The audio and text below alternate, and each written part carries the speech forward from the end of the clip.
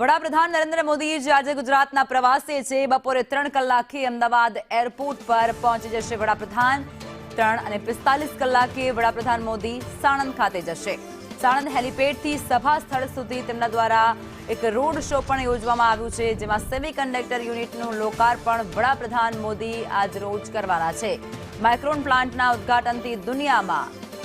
ગુજરાતનો ડંકો વાગશે કાર્યક્રમ બાદ પીએમ મોદી ચેન્નઈ જવા માટે રવાના પણ થવાના છે અને આજ મુદ્દે અમારા સંવાદદાતા દિવ્યા અમારી સાથે જોડાઈ ગયા છે દિવ્યા વડાપ્રધાન ફરી એકવાર ગુજરાતની મુલાકાતે અને સાણંદમાં સેમિકન્ડક્ટર જે યુનિટ છે તેનું તેમના દ્વારા લોકાર્પણ કરવામાં આવનાર છે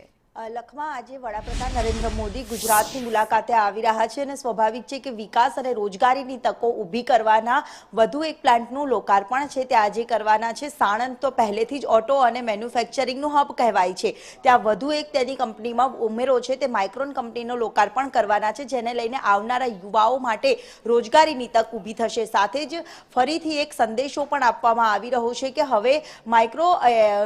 કંપનીનું જે ઉદ્ઘાટન થઈ રહ્યું છે સાથે જ મેક ઇન્ડિયા તરફ ભારત વધુ એક ગુજરાતે આગવું પગલું ભર્યું છે તેવો એક સંદેશ પણ આપવામાં આવી રહ્યો છે સાથે જ વડાપ્રધાન એરપોર્ટથી જ્યારે આવવાના છે ત્યારે 3:45ની આસપાસ તેઓ ત્યાં સાણંદ ખાતે પહોંચવાના છે ત્યાં જન સંબોધન કરે તેવી પણ પ્રબળ શક્યતાઓ છે તેને લઈને પ્રબળ સુરક્ષા વ્યવસ્થા સાથે જ લોખંડી બંદોબસ્ત પણ રાખવામાં આવ્યો છે પોલીસના રિહર્સલ પણ કરવામાં આવ્યા છે સાથે જ કોઈ પણ સુરક્ષામાં ચૂક ન રહે તેને લઈને પણ 3 લેયર સુરક્ષા રાખવામાં આવી છે અને જન સંબોધનની સાથે સાથે રોડ શો સંભવિત કરે તેવી પણ શક્યતાઓ સેવાઈ રહી છે જેને લઈને પ્રબળ તૈયારીઓ છે તે રોડ શો ને લઈને પણ કરવામાં આવી છે અને વડાપ્રધાન જ્યારે વતનની વાટે આવતા હોય છે ત્યારે મોટી સંખ્યામાં જનમેદની પણ ઉમટી પડતી હોય છે જેને લઈને સુરક્ષા વ્યવસ્થા લોકોની ભીડ ન થાય તે પ્રકારની પૂરતી વ્યવસ્થા છે તે તમામ જે કાર્યક્રમ સ્થળ ઉપર રાખવામાં આવી છે અને વહેલી સવારથી જ ત્યાં અત્યારથી જ માહોલ છે તે લોખંડી બંદોબસ્તનો ગોઠવી દેવામાં આવ્યો છે